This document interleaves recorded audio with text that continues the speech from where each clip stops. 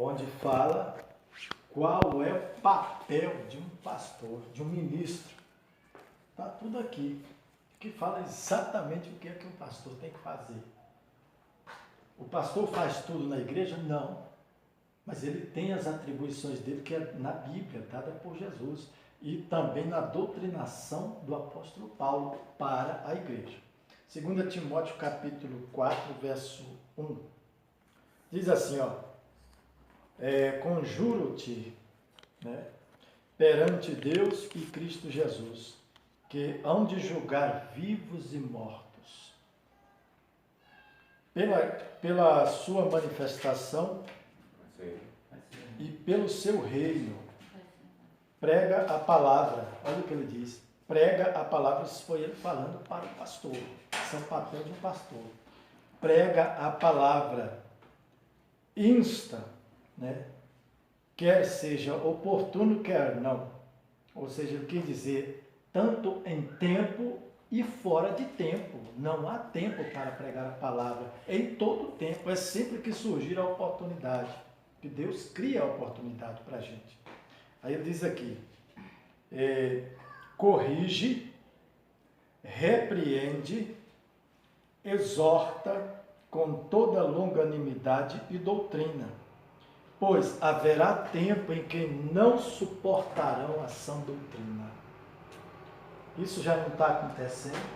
Tá. Pessoas não estão suportando a doutrina. Quando o pastor dá uma rochadinha na palavra, entra aqui na palavra, a pessoa muda de Deus.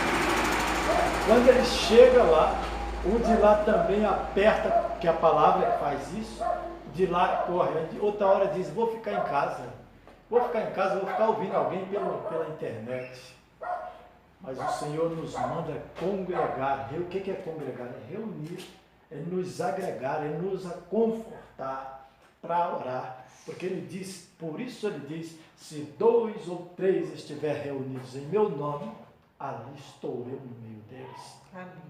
Onde ele está, onde Jesus está, tem a salvação, tem a cura, tem o milagre, tem o sinal. E por falar em sinal, o sinal não é para os crentes. O sinal é para os incrédulos. Para o crente o que é? É a profecia. Inerente à profecia vem o quê? A exortação, a palavra, né? A correção. Por que se deve fazer isso? Para que a pessoa se alinhe no caminho que Jesus estabeleceu. Não é para maltratar ninguém, não. O Espírito de Deus jamais vai expor alguém, humilhar alguém, maltratar alguém. Não. O Espírito de Deus, ele é educadíssimo. Ele é um gentleman, né? Ele trata bem a todos, corrige de uma forma que você não se zanga. Ainda que você dá uma esperneada, mas depois você vai parar e pensar. É o Espírito de Deus que faz isso. O Espírito que provoca revolta, que provoca angústia, descontentamento, é o Espírito do engano. Nós sabemos que tem 3 espíritos. Por isso, lá na carta de Paulo aos Coríntios, 1 Coríntios, né, capítulo 14, também no capítulo 12, ele fala sobre os dons, que são 9, né, os dons do Espírito, que trata lá. E um dos dons é o quê? Discernimento de espíritos. Então, nós precisamos buscar esse dom. Por quê? Porque você vai aprender a discernir qual o Espírito que está ali naquele momento. Se é o Espírito de Deus que está atuando, está falando, porque Deus fala pela boca dos seus. Deus fala pela boca dos seus servos. Porque Deus tem compromisso com os seus servos. Ele tem compromisso, ele tem promessas. Né? E há o espírito do engano. Esse é o espírito do diabo, é o espírito do pecado, é a natureza satânica, que age também por aí. Por isso nós temos que ter o discernimento de espírito. E há também o espírito do homem. Né? Quando fala do homem, é do homem e da mulher. Né? Então, o espírito da pessoa é aquele que você fala da sua própria vontade, da sua própria carne, talvez por interesse, talvez buscando vantagem, talvez para se defender, né? Tem alguns até que defendem que uma mentirinha não tem problema. Será que esse é do Espírito de Deus? Não é. Esse é o espírito do diabo, ou então o espírito da pessoa. Se não é o Espírito de Deus que está falando, e não é o espírito da pessoa, né? É o espírito maligno. E se não é o espírito maligno, é o espírito da pessoa. Também conduz à perdição. Porque a Bíblia diz que o nosso coração ele é enganoso mais que todas as coisas. Você nunca deve ouvir o teu coração, ou seja, o teu sentimento, o pensamento teu. Você tem que ouvir os pensamentos de Deus. Como é que nós conhecemos os pensamentos de Deus? É na Escritura. Porque a Bíblia diz que nós não vimos a Deus ainda. Um dia nós o veremos. Mas nós conhecemos a mente de Cristo. Como? Pela Escritura.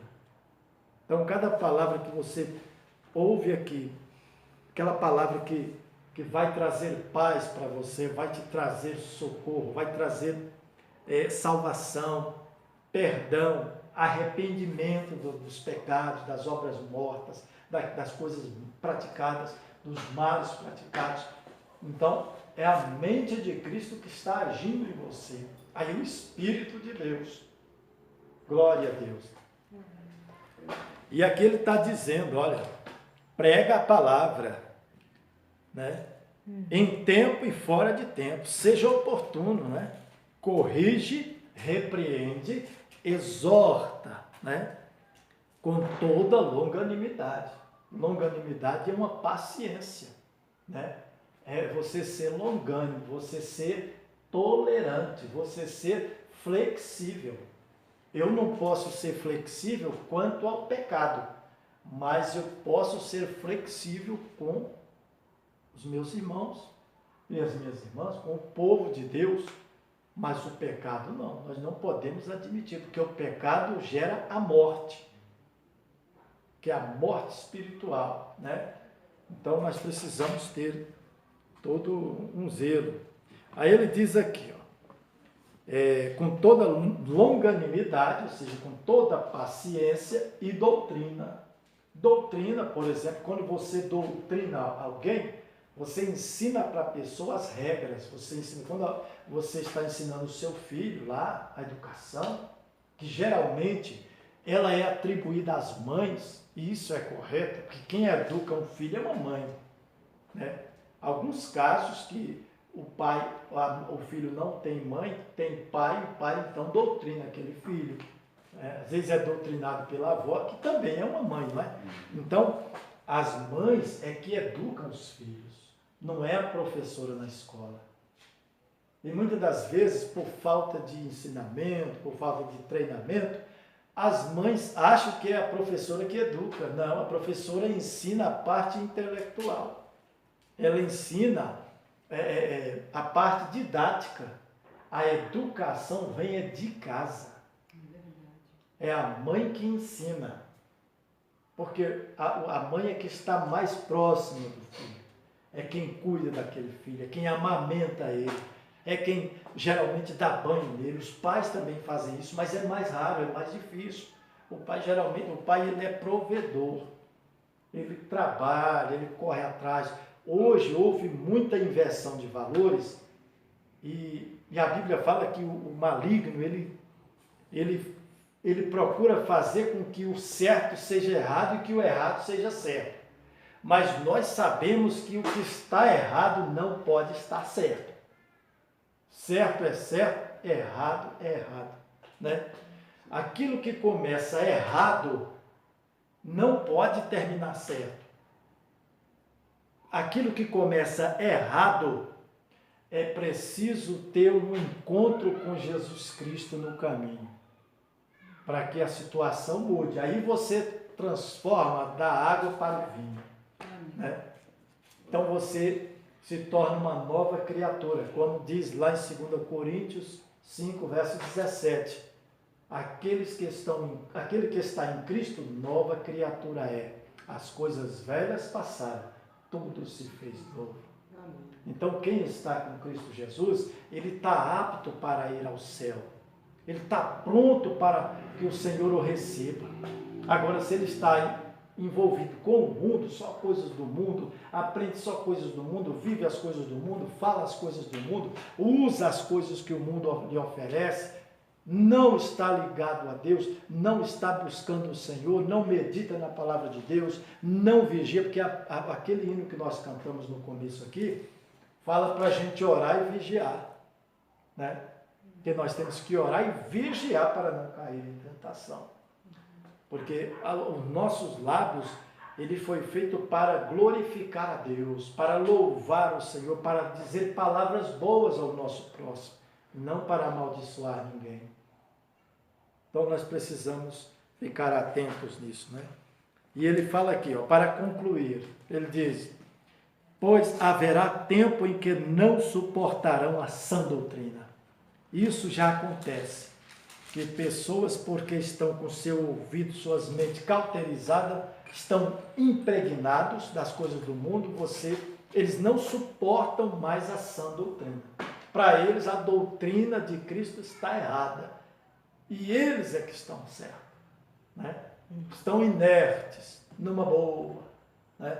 Mas não é assim. Nós sabemos que o Senhor virá, breve virá e não tardará.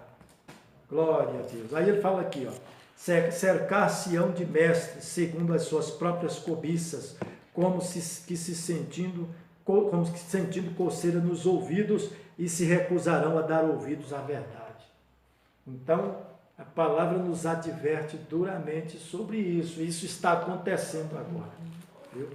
Precisamos levar a palavra que liberta para os outros, porque eles estão enganados.